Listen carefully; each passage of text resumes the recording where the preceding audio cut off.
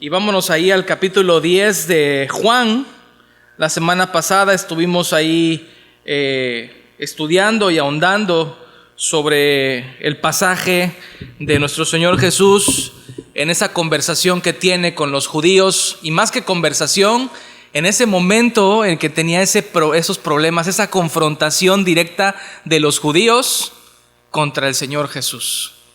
Y vimos ahí, directamente ahí en el versículo 22, que era la fiesta de la dedicación. Estuvimos estudiando que era el Hanukkah, ¿se acuerdan? Que fue el momento en que se celebraba, el momento en que el Señor los había rescatado en el periodo intertestamentario, o más bien en el periodo de esos 400 años de silencio, más o menos en el año 165, y que a través de un líder y de los macabeos, que eran sus hijos, el Señor tuvo misericordia de su pueblo, tuvo misericordia de todos ellos, y los libró de la mano de este rey de Asiria. Entonces era el tiempo de la celebración, y bueno, ahí es donde empezó el Señor Jesús, y siguió ministrando a estos judíos. Recordamos también, hermanos, que estaba en el pórtico de Salomón, ¿se acuerdan? Que veamos ahí el pórtico de Salomón. No sé, Suet, si tengas ahí las imágenes que mandé. Quería yo mostrarles un poco de imagen de la segunda. Ándale. Bien, hermanos. Voy a hacerme para acá. Este es el templo, ¿sí? Y aquí en el templo, aquí está el pórtico de los gentiles, perdón, el patio de los gentiles, y aquí está el pórtico de Salomón. Entonces, la predicación del Evangelio, la predicación de nuestro Señor Jesús, tuvo ocasión aquí en el pórtico de Salomón. Y había un pórtico que se llamaba el pórtico real, pero el pórtico de Salomón es el que estaba directamente con el patio de los gentiles. Entonces, justamente Jesús lo hizo a propósito, la predicación aquí en el pórtico de Salomón, porque accedían a ellos muchos gentiles y no solamente los judíos. Había muchos judíos, porque era el segundo templo reconstruido, pero aquí estaba también el patio de los gentiles. Y aquí vemos también la puerta de la hermosa, eso lo vemos en Hechos, ¿se acuerdan? Cuando hay un milagro ahí por parte de los apóstoles. Y aquí está ya el templo y también hay un patio de los gentiles. Bueno, aquí es toda una ilustración de Jerusalén en los tiempos de Jesús. Ahora, si puedes pasar al anterior, Suet, por favor. Y un poco también este es el mapa. Este mapa lo conocemos mucho, pero a veces no lo conocemos tanto. Y yo me pongo en primera línea, ¿no? Estamos viendo que Jesús está ahorita predicándole a estos judíos, en confrontación con estos judíos. ¿Y dónde está ubicado geográficamente Jesús? ¿En qué ciudad? En Jerusalén, ¿no? Está en Jerusalén. Entonces, la gran mayoría de lo que narra el Evangelio de Juan está en Jerusalén. Y aquí estamos viendo, está chiquito. No sé si lo puede hacer un poquito más grande, hermana. Aquí en donde dice Jerusalén, dice Maús. Bueno, si no está bien, aquí está en chiquito. Dice Jerusalén. No pasa nada. Ahí está, Jerusalén. Y este azulito que se ve acá, ese es el río Jordán, ¿sí? Aquí, y grábense esto, y ustedes lo tienen esto en sus Biblias también. La gran mayoría en sus Biblias, en la parte de atrás, viene un mapa similar, lo pueden ver. Y aquí en el río Jordán está una parte que se llama, una parte de este mapa y también de las ciudades, se llama Perea, ¿no? Y aquí en Perea estaba un lugar que se llama Betábara. ¿Alguien sabe qué pasó en Betábara? Bueno, en Betábara, que también se llamaba Betania, ¿sí? Pero hay dos Betanias, uno que está cerca de Jerusalén y este que es Betábara, que también se llama Betania. Aquí en Betábara, cerca del río Jordán, era donde Juan bautizaba a sus discípulos. Y aquí en Betábara fue en donde el Señor Jesús se bautizó en el río Jordán. Eso lo encontramos en el capítulo 2 de Juan. Y solamente para que lo tengan, porque es parte de lo que vamos a ver el día de hoy, pues aquí está Betábara, aquí está Jerusalén, aquí está arriba Samaria. ¿Se acuerdan que esto lo vimos en Juan capítulo 5, Juan capítulo 4, cuando Jesús platica con una samaritana, ¿sí? Solamente para que vean todo el ministerio de nuestro Señor Jesús aquí está Caná. ¿Se acuerdan qué pasó en Caná? Juan capítulo 2. Fue el primer milagro de nuestro Señor. ¿Mande? El agua en vino. Fue el primer milagro que nuestro Señor Jesús hizo, que convirtió el agua en vino. Entonces vean, aquí está Caná de Galilea, ¿sí? Aquí está Nazaret y aquí está Jerusalén. ¿Vale? Bueno, pues eso también lo pueden encontrar en sus Biblias. Solamente si quieres, hermana, ya lo podemos quitar. Muchas gracias. Entonces, estamos en este momento cuando los discípulos, más bien cuando los judíos le dijeron a Jesús: si tú eres el Cristo, ¿se acuerdan que lo vimos la semana pasada? Pues dínoslos abiertamente, dinos si realmente tú eres, si eres el Cristo, eres el que había de venir. Y habíamos visto que también esto lo hacían no precisamente para realmente saber si era el Cristo, sino porque querían apresarlo y querían encontrar un motivo de que él se autoproclamara el Hijo de Dios y en ese momento apedrearlo y matarlo. Y lo vamos a ver ahorita, fíjense. Y aquí el Señor Jesús, vimos también la semana pasada que Él dice que sus ovejas oyen su voz y yo las conozco y me siguen. Y también lo vimos ahí que dice: yo les doy vida eterna y no perecerán jamás, ni nadie las arrebatará de mi mano. Y termina con una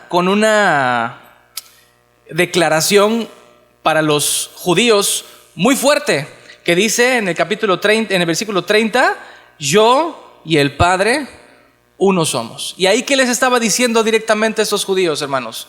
Les estaba diciendo: mi Padre y yo, Dios Padre, Jehová, Yahvé, el que ustedes conocen y saben, piensan que conocen del Antiguo Testamento, este Yahvé, Él y yo somos uno. En ese momento podríamos pensar que los judíos se rasgaron las vestiduras. En ese momento, para los judíos, Él estaba declarando que Él era Dios, y para ellos el decir que Él era Dios era considerado una blasfemia. Ahora, este término de blasfemia lo encontramos y lo vemos en las Escrituras, pero muchas veces no sabemos qué es propiamente una blasfemia y cómo se castigaba en el Antiguo Testamento por la ley de Moisés una blasfemia. Entonces, aquí estamos viendo, hermanos, que dicen los judíos en el versículo 31, perdón. Entonces los judíos volvieron a tomar piedras para apedrearle. ¿Ya vieron?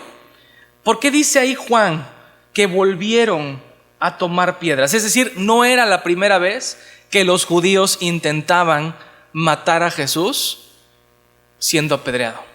Y eso lo podemos encontrar en Juan 5:18, cuando fue el paralítico de Betesda, cuando sanó al paralítico de Betesda que llevaba ya 38 años ahí. Y dice ahí que en estos días los judíos aún procuraban matarle, porque no solo quebrantaba el día de reposo. Entonces aquí vemos que por haber sanado al paralítico de Betesda en día de reposo, los judíos querían matar al Señor Jesús y querían matarlo apedreándolo. Lo vemos un poco más explícito en Juan 8. En Juan 8:58, cuando el Señor le dice: de cierto os digo, antes que Abraham fuese, yo soy. Ahí estamos viendo la eternidad del Hijo de Dios. Ahí Jesús les estaba diciendo: antes de que ustedes, porque ellos decían, ¿se acuerdan que decían? Nuestro padre Abraham, nosotros no somos hijos de fornicación, le decían al Señor Jesús. Nosotros tenemos un padre, nuestro padre Abraham. ¿Y qué decía? ¿Y qué dijo el Señor Jesús? Antes que Abraham fuese, yo soy. ¿Y qué hicieron ahí los judíos? Dice que en el versículo 59 que tomaron entonces piedras para arrojárselas. Ahora, cuando leemos esto, hermanos, muchas veces pensamos que agarraban a lo mejor piedritas y con polvito y se lo querían aventar. No, hermanos, eran piedras grandes para arrojárselas y ser muerto en ese momento. O sea, si el Señor Jesús no saliera, déjenme decirlo de esta forma, no huyendo, pero sí entre ellos, de alguna manera milagrosa siendo Dios, si Él no pudiera huir en ese momento, para cualquiera de nosotros en ese momento, para un hombre común, déjenme decirlo de esta forma, moriría siendo apedreado. O sea, no habría forma de que se salvara entre tantas personas que estaban buscando apedrearlo y que ya tenían las piedras en la mano, y que Jesús salía entre ellos, sí, pues no huyendo, pero prácticamente salía entre ellos porque dice la palabra que no era su hora. Es decir, Jesús sí tenía que morir. Jesús vino a este mundo a morir, sí, pero no de esa manera. Él lo declara desde antes. Desde Juan 3 podemos ver que decía que era necesario, es necesario que el Hijo del Hombre, refiriéndose a él mismo, sea levantado. Y hace una analogía con la serpiente del Antiguo Testamento, cuando Moisés levantó la serpiente en el desierto. Esto ya lo vimos. Cuando dice, es necesario que así como Moisés levantó la serpiente en el desierto y estas personas miraban a la serpiente y eran sanadas, dice, así es necesario que el Hijo del Hombre sea levantado. Y eso se refería a su crucifixión, a la forma en que él iba a ser muerto. No iba a ser muerto a través de apedreamiento, iba a ser muerto a través de la cruz del Calvario, que era la manera en que Dios Padre había mandado que fuese la forma en que Él muriera para salvarnos y para perdonar nuestros pecados. Ahora, ¿por qué lo querían apedrear? Decían aquí, versículo 32. Muchas buenas obras os he mostrado de mi Padre. ¿Por cuál de ellas me apedreáis? Dice versículo 33, le respondieron los judíos diciendo, por buena obra no te apedreamos, sino por la blasfemia, porque tú siendo hombre te haces Dios. En el Antiguo Testamento, ¿por qué razones se apedreaban a las personas? Bueno, hay muchas. Yo traje algunas de las más importantes o de las más repetitivas en la palabra del Señor. Y la primera razón por la cual se apedreaba, primeramente, es por idolatría y por apostasía. Podemos encontrar todo esto, por ejemplo, en Deuteronomio, ¿sí? Cuando otras personas invitan a servir a otros dioses. Ahí, cuando invitaban a servir a otro dios que no fuera Jehová de los ejércitos, eran apedreadas esas personas. También aquellas personas que adoraban a la luna, al sol, a las estrellas, a otros dioses, dice Deuteronomio 17, que también estas personas eran apedreadas. Ofrecer hijos a Moloc. Moloc era un dios de los cananeos, y Moloc lo que exigía eran bebés así, casi recién nacidos, y Moloc era una estatua que tenía sus brazos así, como los tiene casi el hermano Edgar, así cargando a los bebés. Y los tenía así. Y dice la historia que encendían a fuego los brazos de Moloc, o sea, de la estatua, hasta arder, y aventaban a los bebés vivos a los brazos de Moloc, y eran así, de esa forma, muertos los niños. De hecho, recientemente en los archivos de Epstein, si ustedes están un poco familiarizados con eso, encontraron que este hombre, que era judío, dícese de paso, Epstein, ahí en su isla ofrecían bebés a pues no a este dios de Moloc, pero sí ofrecían a este dios bebés. Dice que se comían sus órganos de estos niños. Es algo completamente perverso. Estas personas eran apedreadas. ¿Por qué más apedreaban en el Antiguo Testamento? Voy para allá. Por blasfemia al nombre de Jehová.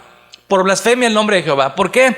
Dice que porque insultaban verbalmente el nombre de Dios. Cuando insultaban verbalmente el nombre de Dios, el nombre representaba la santidad misma de Dios. Entonces, cuando alguien tan solo por insultar el nombre de Dios, automáticamente era apedreado. Atribuirse también cosas y características que solo Dios podía hacer.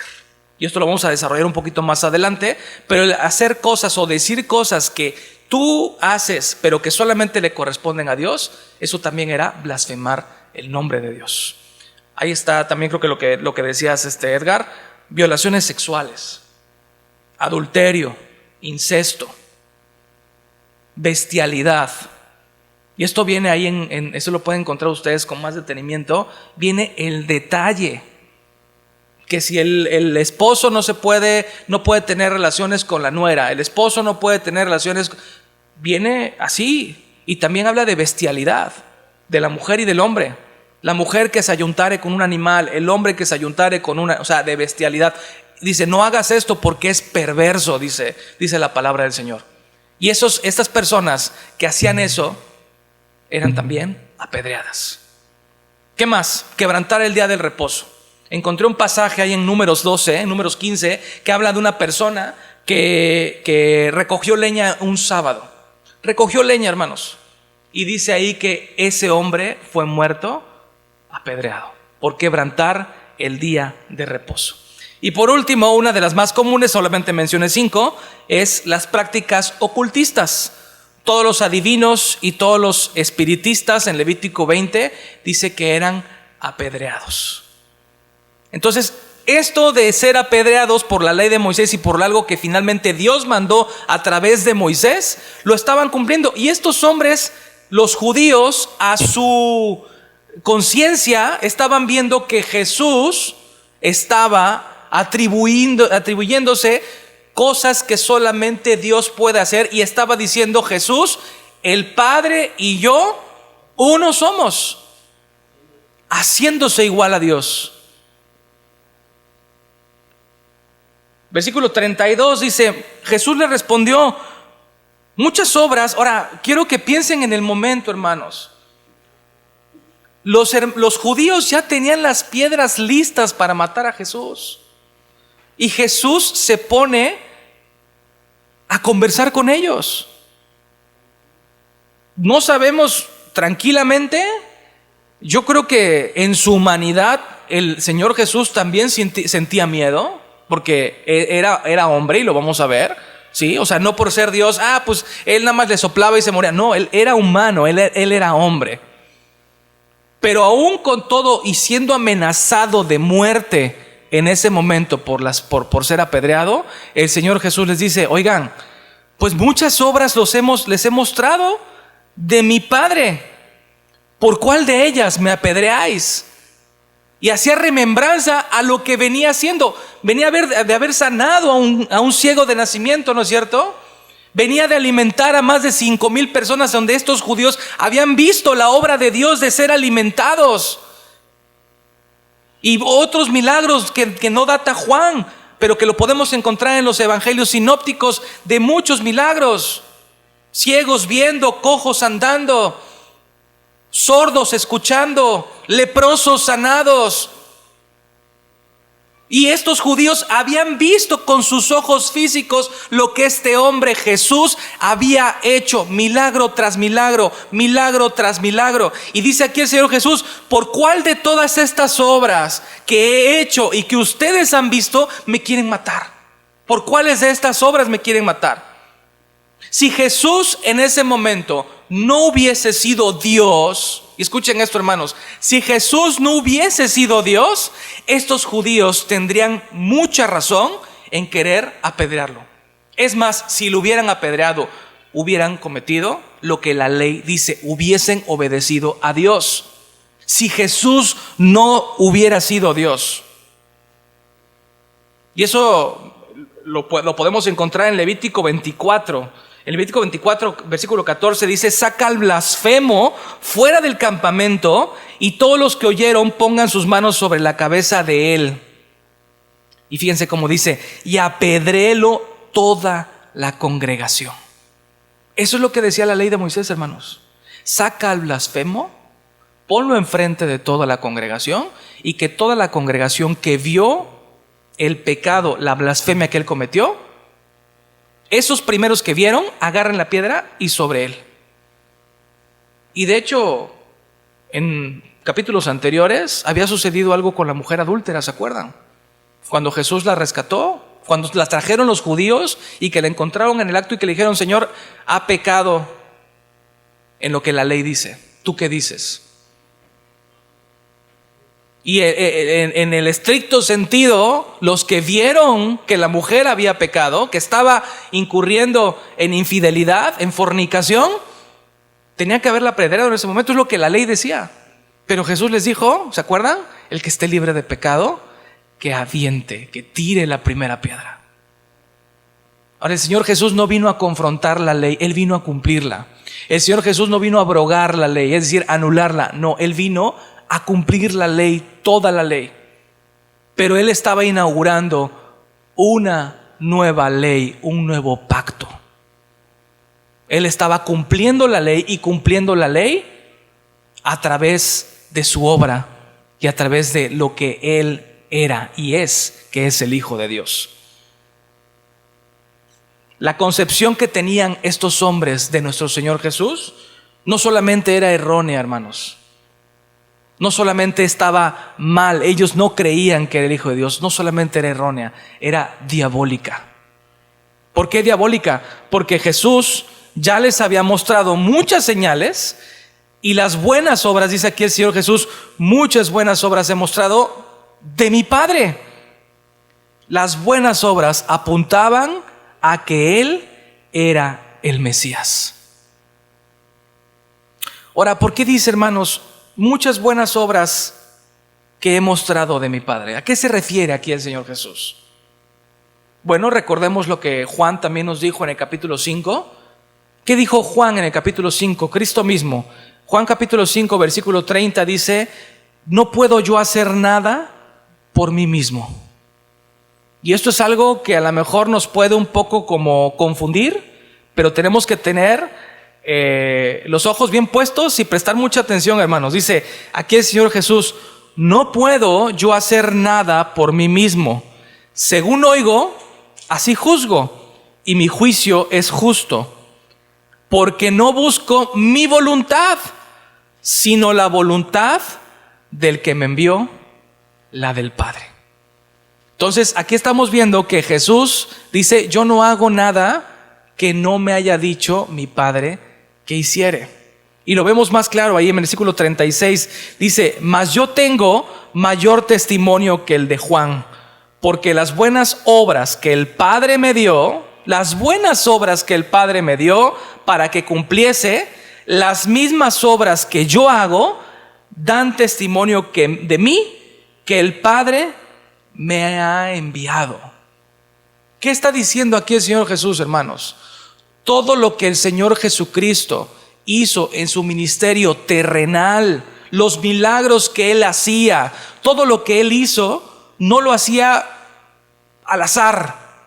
No lo hacía porque se me cruzó un leproso y lo sano, se me cruzó un ciego y lo sano. No, todo lo que el Señor Jesús hacía era lo que su Padre dijo desde el Antiguo Testamento, que cuando viniera el Mesías iba a hacer eso. No eran obras fortuitas, no eran obras sacadas de la manga. Todo lo que Jesús hizo es porque el Padre le dijo: haz esto. Y son cosas que solamente Dios Padre podía hacer y que Jesús hacía, y de esa manera demostraba y así daba testimonio de que Él era el Hijo de Dios. Las obras que Jesús hacía, datadas aquí en Juan, como los otros evangelios, mostraban que Jesús y el Padre eran uno. Por lo tanto, los judíos, si hubieran puesto los ojos bien en lo que Jesús estaba haciendo, en lugar de querer apedrear, ¿qué es lo que hubieran hecho? Caer rendidos a Él y decir: verdaderamente tú eres el Hijo de Dios. Aquello que nos habían dicho los profetas, de aquellos que habían dicho los salmos, de aquello que había hablado todo el Antiguo Testamento, Moisés, los profetas, los salmos, todo lo que leemos lo estamos viendo cumplido en ti. Y caer rendidos. Me acuerdo de aquel canto, no sé si ustedes lo conocen, que canta el coro, que dice: debieron clamar santo, ¿no? Dice: debieron clamar santo en lugar de crucificarlo. En lugar de crucificarlo en la cruz, en lugar de abofetearlo, en lugar de clavarle todo lo que le hicieron a nuestro Señor Jesús, lo que esos hombres tenían que haber hecho es: santo, santo, santo. Es lo que estábamos cantando, ¿no es cierto? Eso es lo que estábamos cantando: 3 veces santo, en lugar de estar queriéndolo matar. Y los judíos, en el versículo 33 le respondieron los judíos diciendo: por buena obra no te apedreamos, sino por la blasfemia, porque tú, siendo hombre, te haces Dios. No sé si se acuerdan, hermanos, y esto no lo traigo preparado, pero el Espíritu me está llevando allá. En el momento en que Caifás dicta la muerte de nuestro Señor Jesús. Caifás, el sumo sacerdote que en los tiempos de Jesús, y que le dicen: vas a matar a este hombre que no ha cometido ningún pecado. ¿Y qué dice Caifás? Que su sangre sea sobre nosotros. Y estaba declarando Caifás una profecía que realmente se cumplió sobre los judíos. Y estos hombres judíos que no creen en Dios estaban declarando por la soberanía de Dios, por la obra de Dios, algo que realmente es cierto. Dice, porque tú siendo hombre te haces Dios.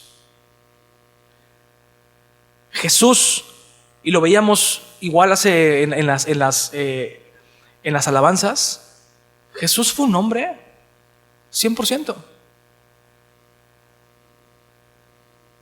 A veces pensamos, o se nos ha enseñado, o tenemos la concepción de que, pues quizá a lo mejor en la cruz del Calvario, pues no le dolía porque Él era Dios.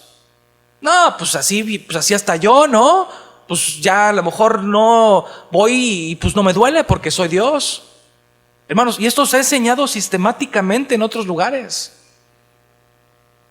1 Timoteo 3:16 dice, e indiscutiblemente grande es el misterio de la piedad. Dios, ahí dice en 1 Timoteo, Dios fue manifestado en carne. Ahí está claro, hermanos.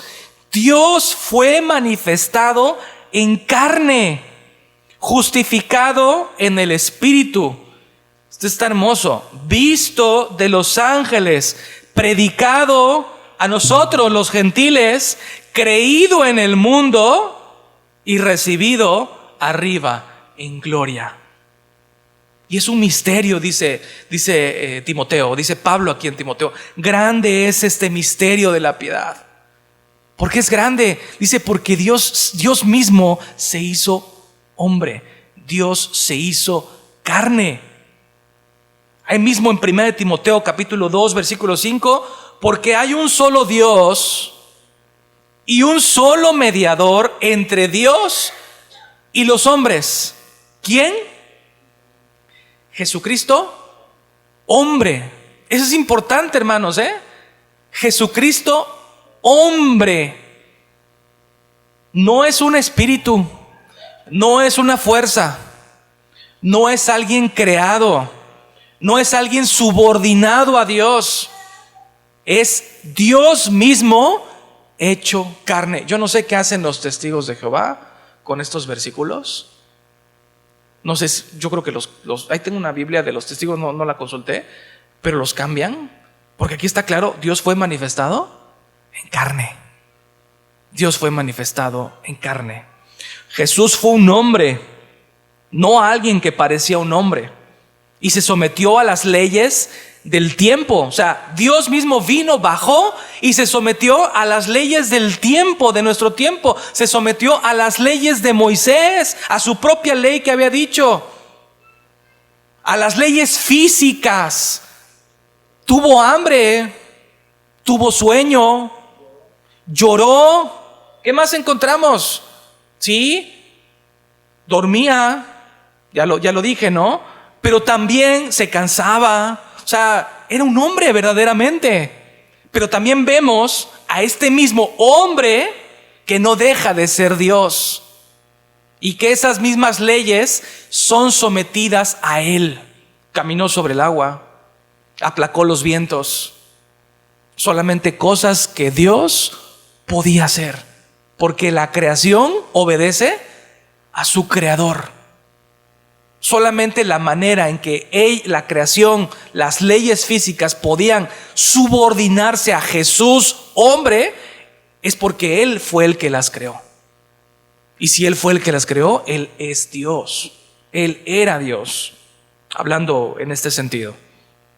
Ahora, lo que les decía, hermanos, hay falsas doctrinas que enseñan al mundo y que aún algunos de nosotros como cristianos somos arrastrados por ellas. Y podemos encontrar entre ellas el arrianismo. Los arrianos. ¿Qué es lo que dicen los arrianos, hermanos?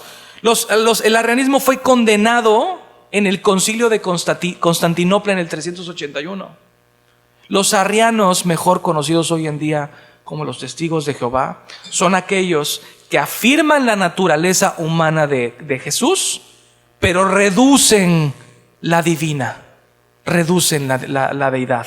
Ellos dicen que Jesús es la primera criatura de Dios, la primera creación de Dios, pero no es Dios. No es Dios. Tiene un lugar especial, pero no es Dios. Ese es el arrianismo y ya fue condenado. Esto ya fue discutido en el concilio de Constantinopla, y a este hombre arriano se le puso ahí como hereje.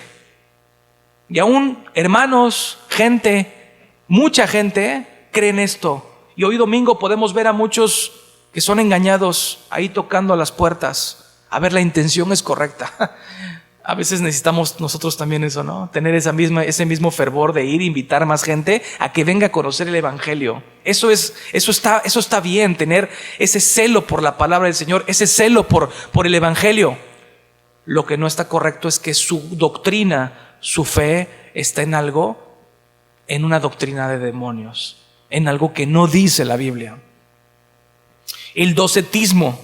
¿Qué dice el docetismo? Niegan a la naturaleza humana de Dios.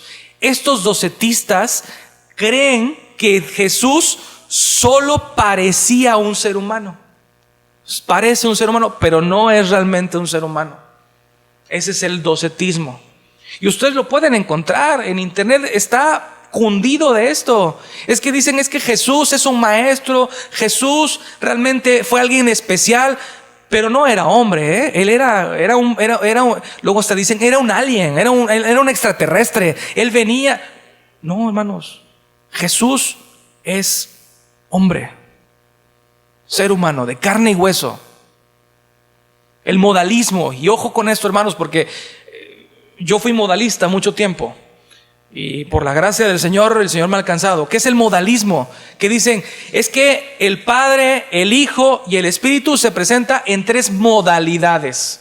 Y luego ocupan algo así como analogías. Quieren decirle, es como el agua, ¿no? El agua es líquida, es gaseosa y es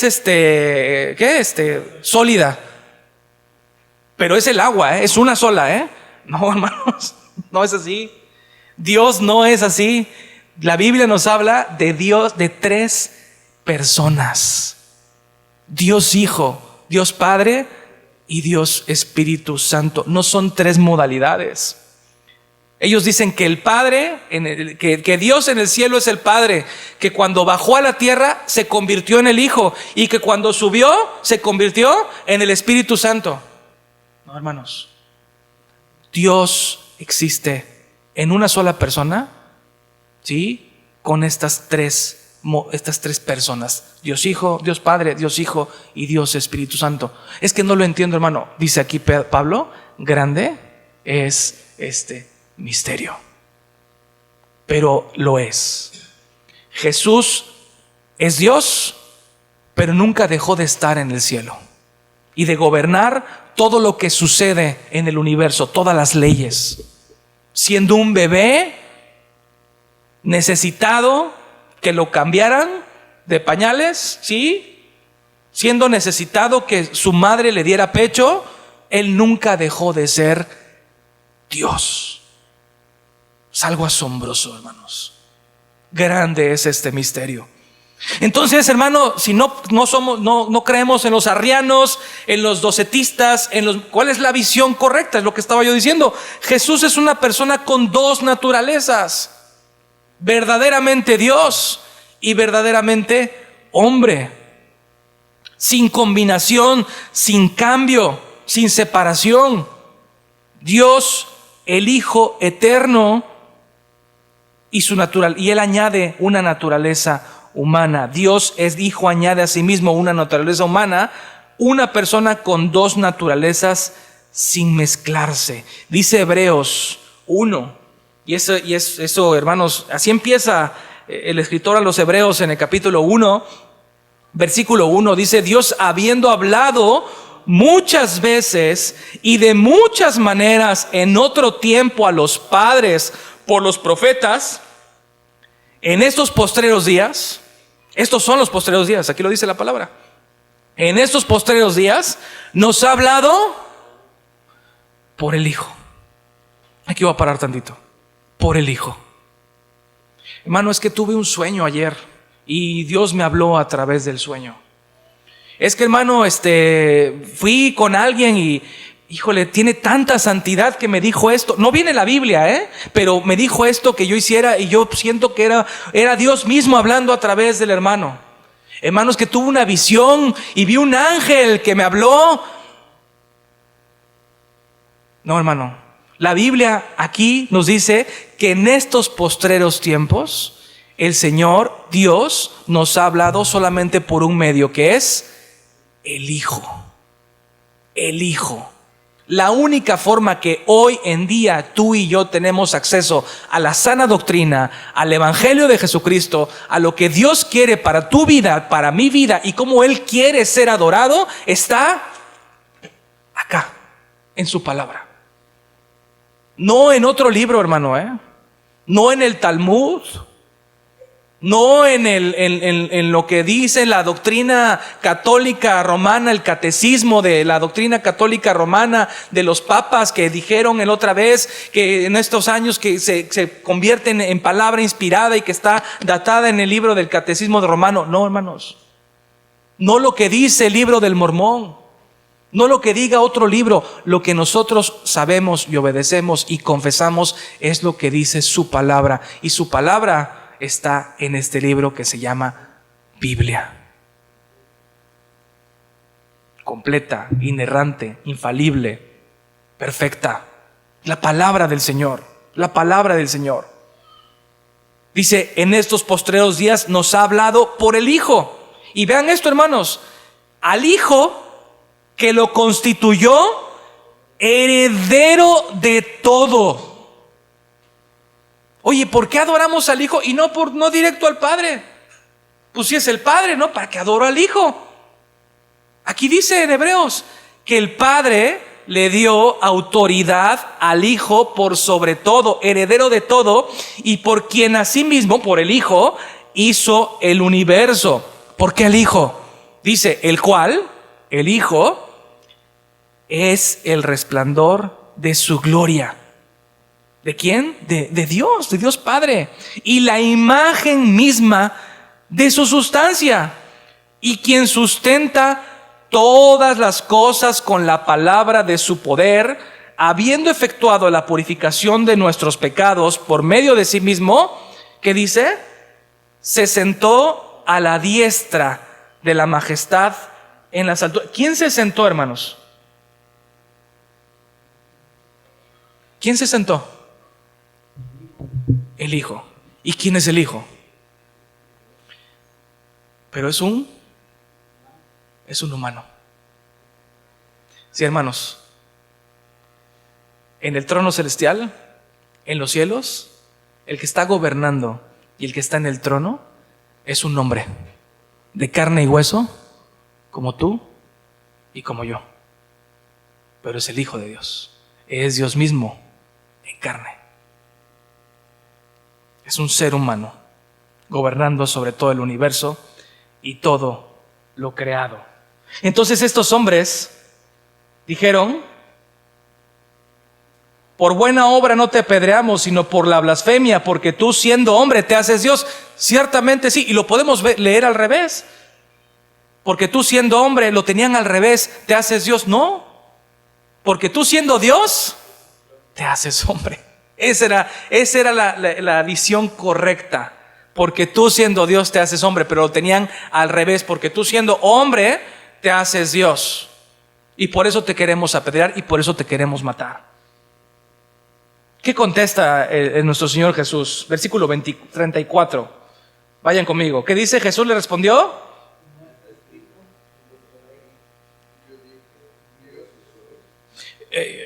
A ver.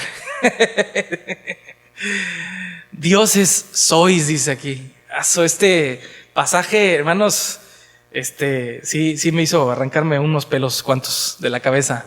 Dice aquí, yo no sabía esto, se los confieso así. Dice aquí, el Señor Jesús les dice a ellos, pues ¿no está escrito en su ley que somos dioses?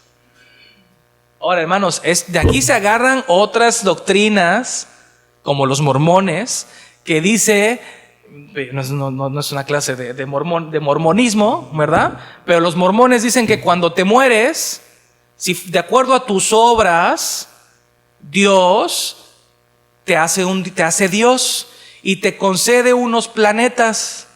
Y te dice, mira, pues tú fuiste muy bueno, hiciste muchas cosas buenas, te doy este planeta, ahí vas a ser tú el Dios de ese planeta. Y que Jesús fue uno de esos hombres y que Dios le dio el planeta Tierra, ¿no?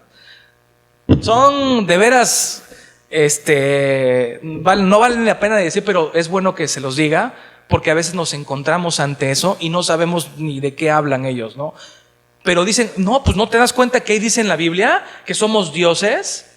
Entonces es importante que sepamos el contexto correcto doctrinalmente de lo que Dios, de lo que Jesús está diciendo acá.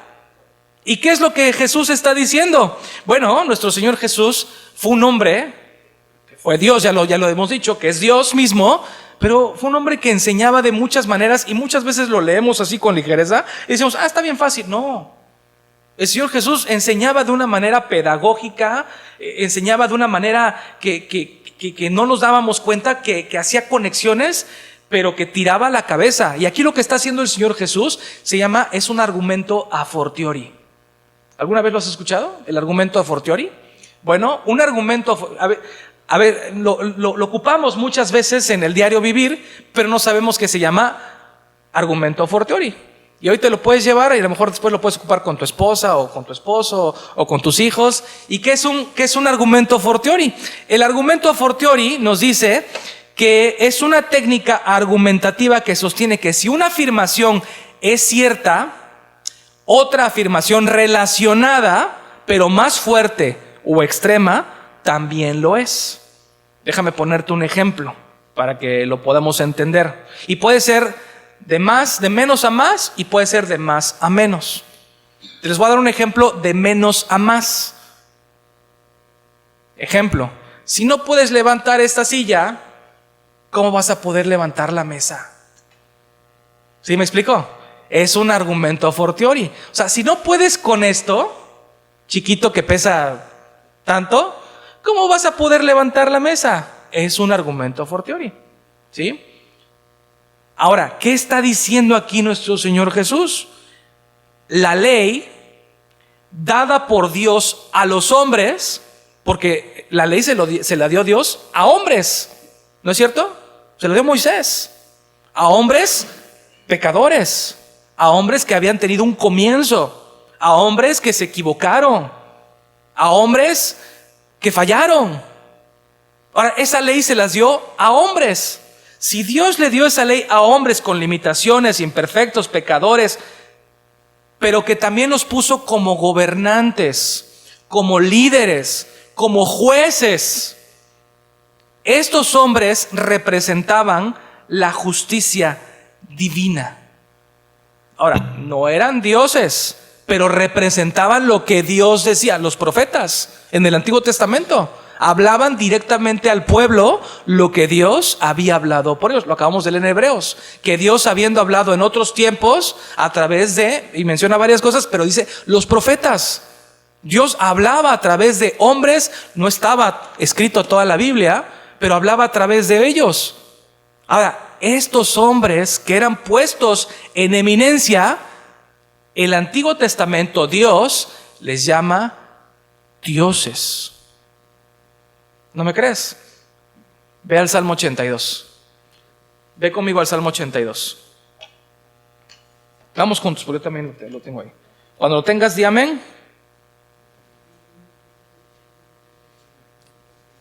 Amén.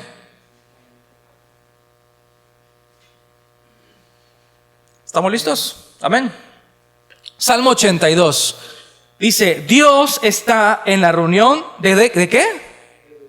Y otra vez, hermanos, alguien puede leer esto y te puede decir, mira, hay otros dioses. Sí, hay otros dioses. Dios está en la reunión de los dioses. En medio de los dioses, juzga. ¿Hasta cuándo juzgaréis injustamente? Le está diciendo a los dioses. ¿Y aceptaréis las personas de los impíos? Defended al débil y al huérfano. Haced justicia al afligido y al menesteroso. Librad al afligido y al necesitado. Libradlo de mano de los impíos. No saben, no entienden, andan en tinieblas, tiemblan todos los cimientos de la tierra. Versículo 6, ¿qué dice? Yo dije, vosotros sois dioses. Ahora, este dioses se tiene que traducir, si tú te vas al griego, es Elohim, que Elohim quiere decir juez, quiere decir gobernante, quiere decir líder. O sea, ustedes son dioses, son jueces, ¿sí? No quiere decir que existen otras deidades, habla de los jueces. Y por eso aquí les está exhortando, ¿no? Defender al débil, haced justicia, libra al afligido, libra del malo. O sea, tú que eres juez, haz esto con el pueblo. Dice, y todos vosotros, hijos del Altísimo, pero como hombres moriréis y como cualquiera de los príncipes, ¿ya ven? Pero como hombres moriréis y como cualquiera de los príncipes caeréis. Regresamos a Juan. Y nuestro Señor Jesús está haciendo remembranza de este Salmo 82 que fue escrito, dícese de paso, por Asaf, ¿sí? Entonces dice, pues no dice en su palabra, y todo el Antiguo Testamento para ellos es ley, es ley. O sea, no nada más el Pentateuco, no, todo el Antiguo Testamento es ley. Y el Señor Jesús lo sabe, pues Él lo dio, y Él dice, pues no su ley dice que son dioses, somos dioses, dice, versículo 35, si llamó dioses a aquellos, y aquí está el a fortiori, dice, si llamó dioses a aquellos a quienes vino la palabra de Dios, es decir, a los que dice, a los que Dios les dio la palabra a estos hombres, dice, y la escritura no puede ser quebrantada.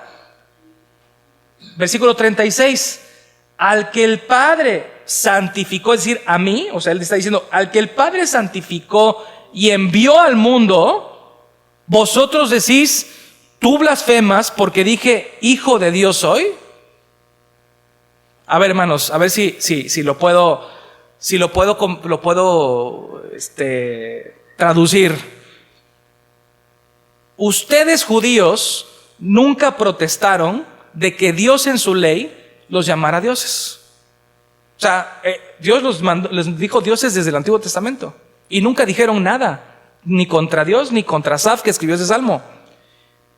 Ahora, con más razón, no deberían estar protestando cuando yo me llamo a mí mismo hijo de Dios. ¿Por qué? Porque la ley es escrita y dada a los hombres pecadores, que ya dijimos.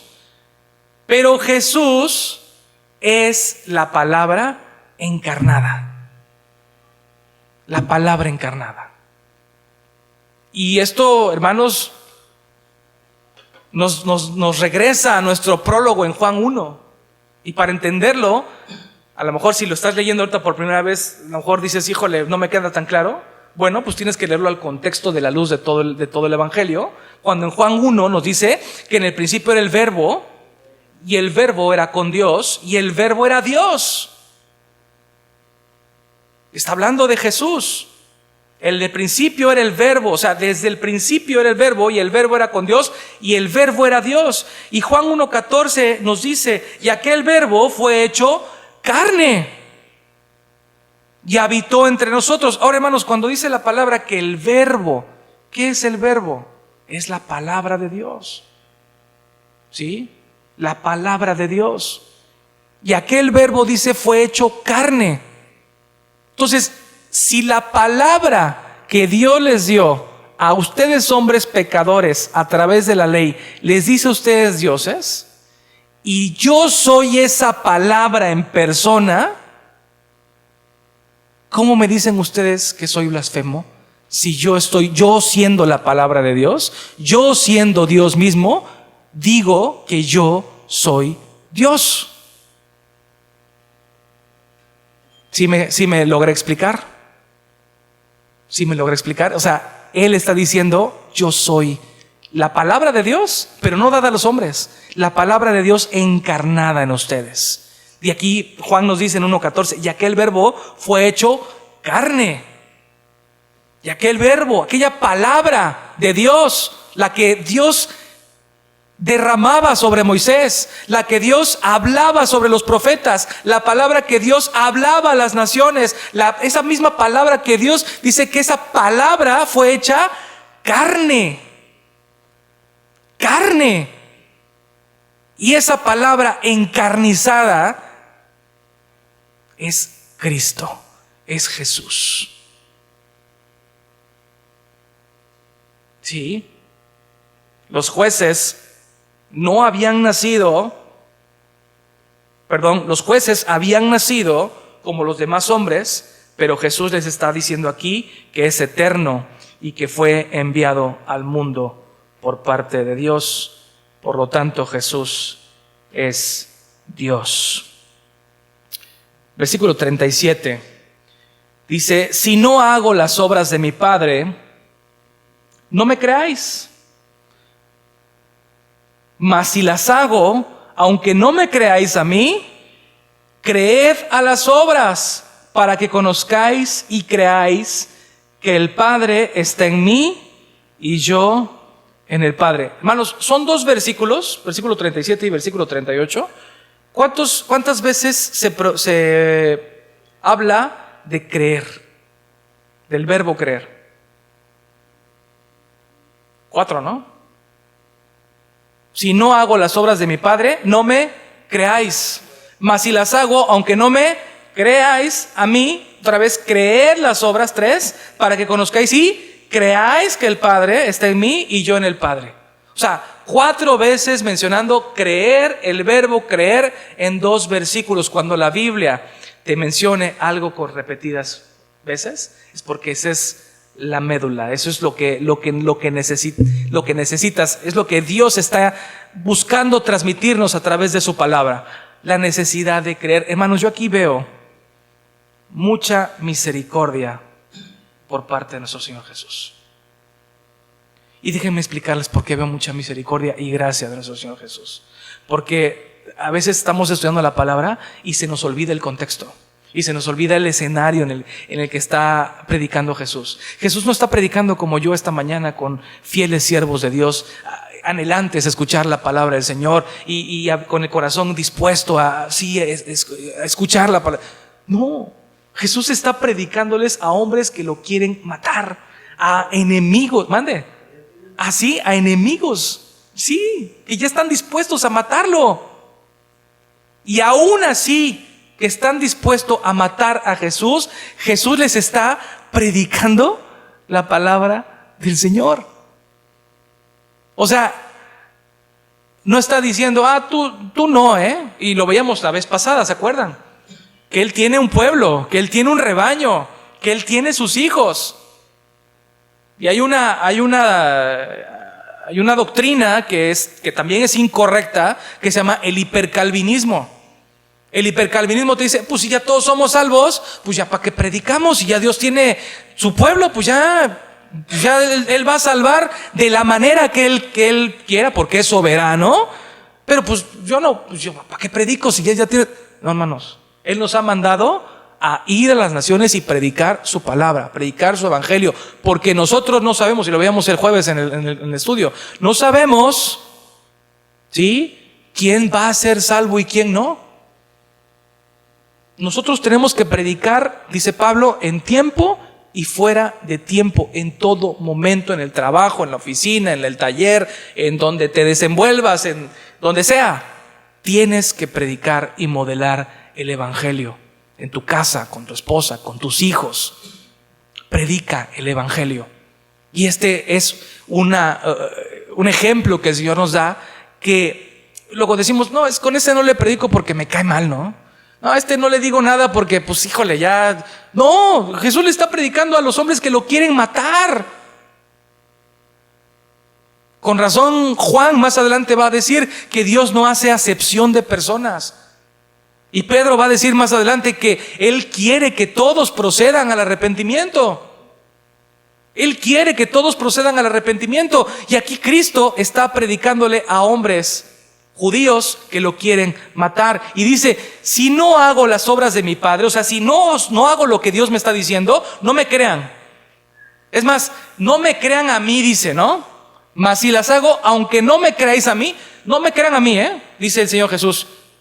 Creed a las obras, dice.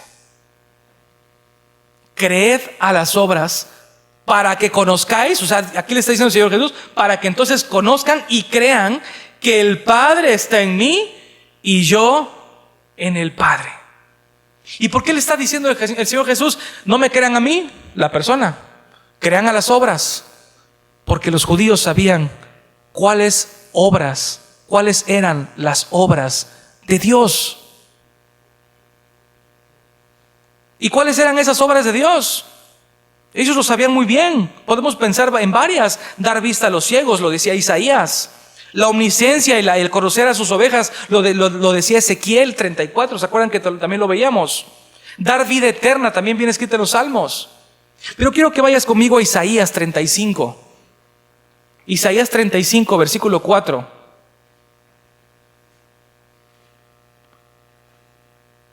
Isaías 35, versículo 4. Quiero que lo leas en tu Biblia. Siempre es importante que vayamos a nuestra Biblia y lo veamos con nuestros propios ojos, porque yo te lo puedo decir, pero no hay nada como que tú lo veas con tus ojos en tu Biblia.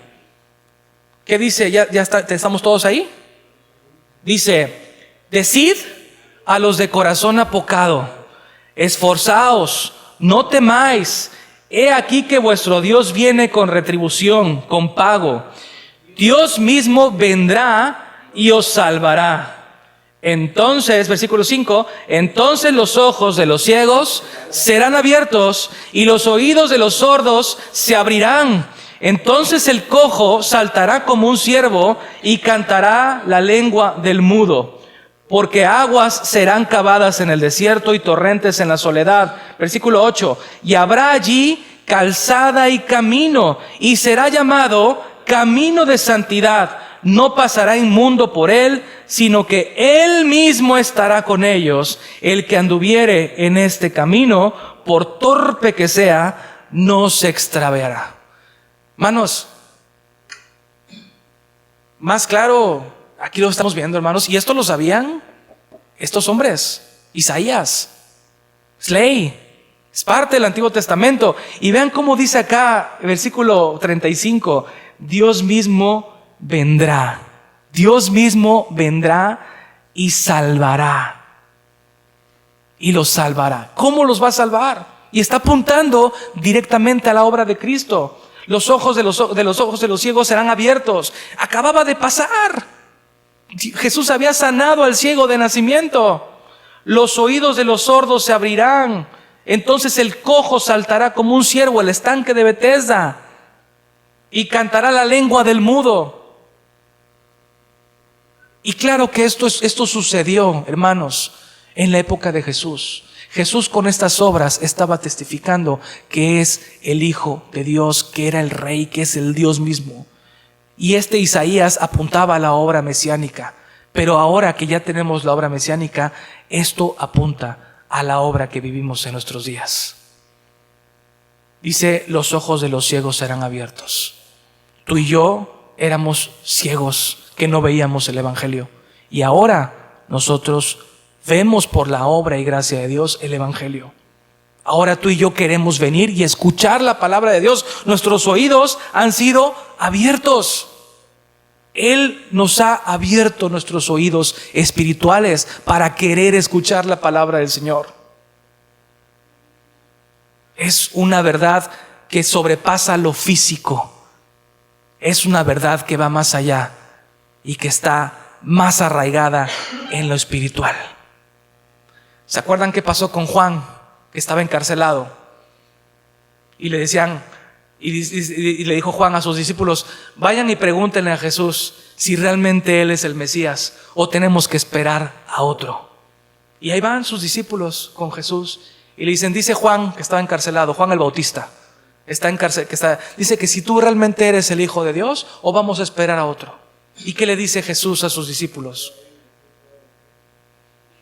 Así es, dice: id y haced saber a Juan las cosas que oís y veis.